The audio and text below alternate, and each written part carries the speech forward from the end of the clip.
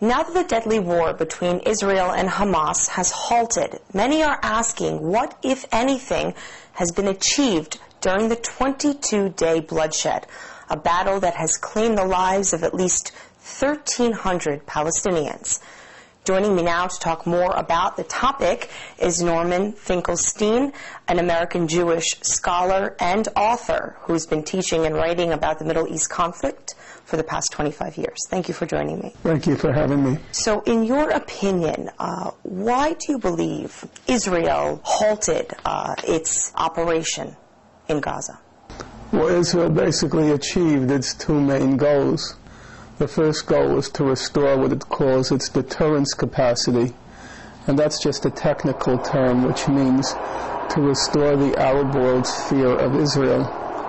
After the defeat that Israel suffered during the July-August 2006 war in Lebanon, the Israeli government was concerned that the Arabs no longer feared Israel, what they call their deterrence capacity.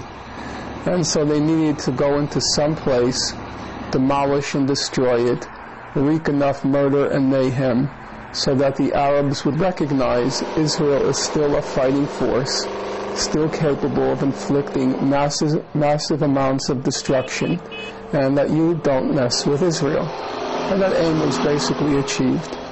And the second goal was the Palestinian leadership in Gaza, Hamas, was signaling that it was ready to seek a diplomatic settlement of the conflict along the June 1967 border. That is, Israel would have to fully withdraw from the territories it occupied in June 1967, the whole of the West Bank and the whole of Gaza. Israel is unwilling to do that. The Palestinians were appearing too moderate, and so they had to be destroyed. You said in the past 3 weeks that Israel has committed a Holocaust in Gaza. Mm-hmm. Really?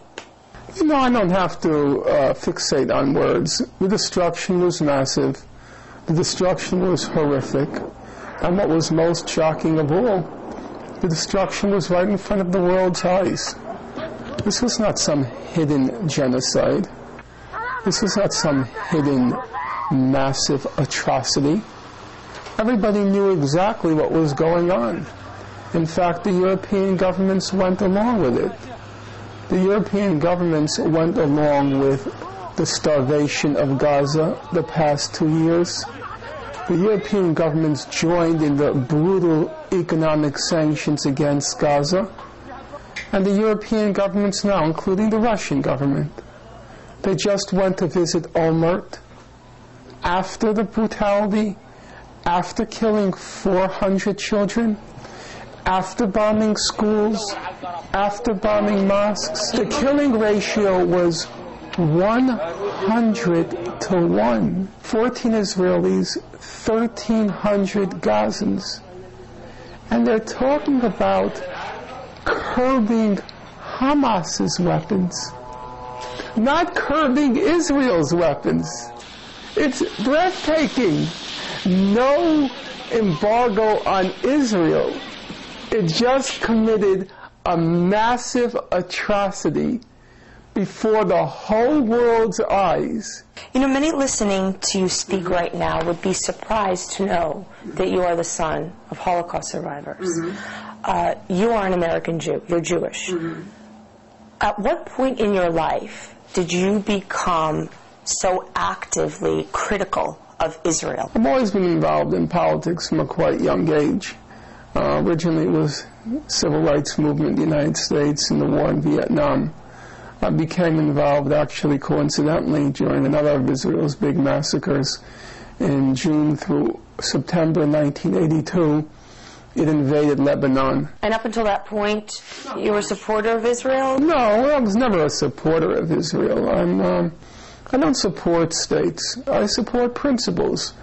Principles, what's just, what's right, what's moral.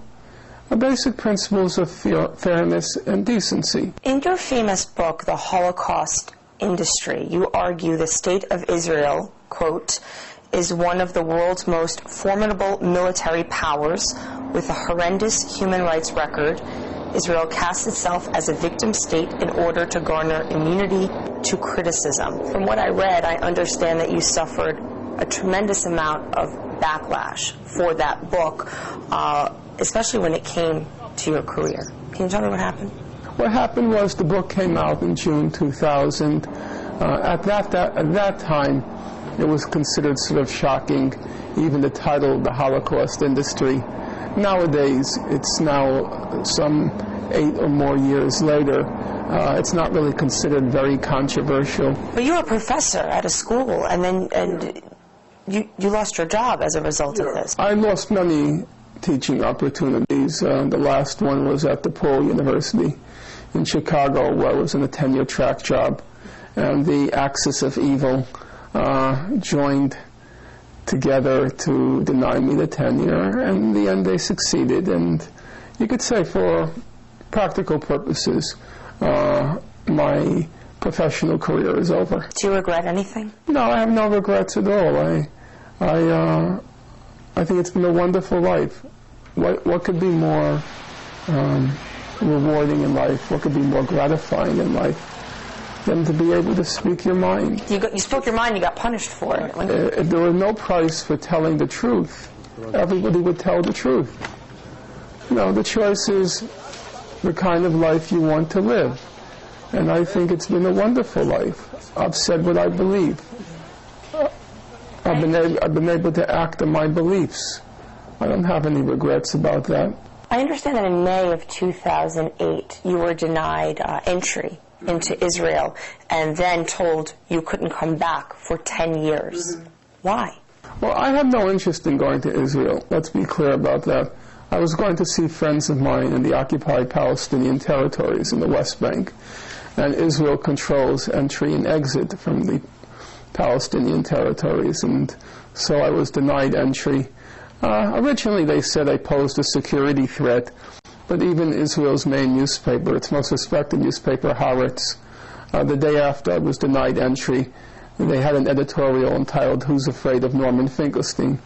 And they said it was clear that it was my political views that caused me to be denied entry. It had nothing to do with a security threat. I mean, the whole claim of a security threat is preposterous, because Israel and the United States share all intelligence information. The U.S. has as harsh anti-terrorism laws as Israel.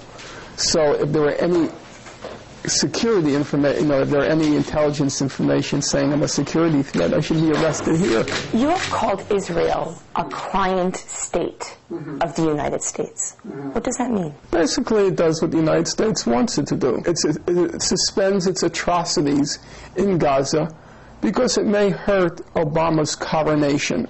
You know, we're now having an anointing of I'm not sure if it's anointing of a king or a swearing in of a president, but we're having some sort of celebration. And so nothing is allowed to ruin the party. So we have to stop killing children in order to make President or King Obama happy. And that's Israel. Israel's just a total slave of the United States. It can't do anything without the United States. Speaking of President Obama, how do you foresee him? He's going to be the same. He's a complete opportunist. If he were white, you'd say there's no difference between him, say, and Clinton. Both of them are quite intelligent. Clinton's probably smarter than him.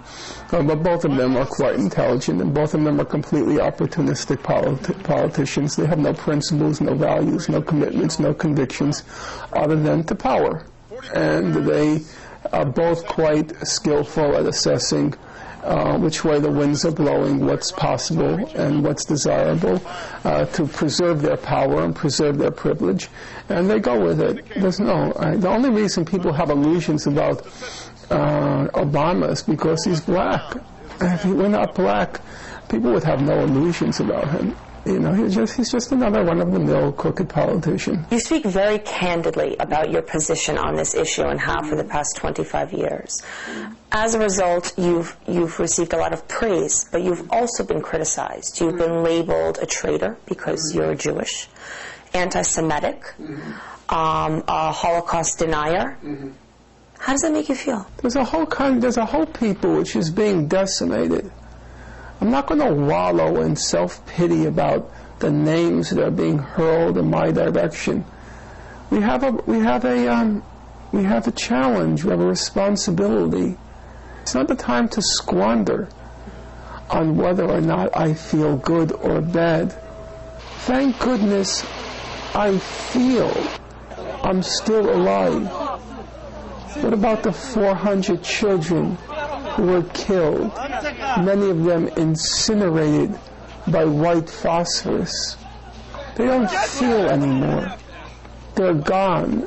Their lives were snuffed out. Snuffed out for what? To fit it in just in time between Election Day, November 4th, and Coronation Day? Like a holiday you fit in on your calendar? That's why 400 children were incinerated by this satanic state? And I'm now supposed to worry about how I feel because they call me this and call me that? Let them all burn in hell for what they did to the poor people of Gaza. What did those people ever do? 80% of them are refugees and the children of refugees who were expelled from Israel in 1948. That's how they ended up in Gaza. I don't care what they call me, because I know what the whole world calls them. There are a lot of cowards who are afraid to say it out loud. But we know what the world is thinking. The world is thinking exactly what I'm saying and 1,000 times worse about what was just done to those people. Thank you. Thank you. That's all the time we have for now. I really appreciate your time. You're welcome.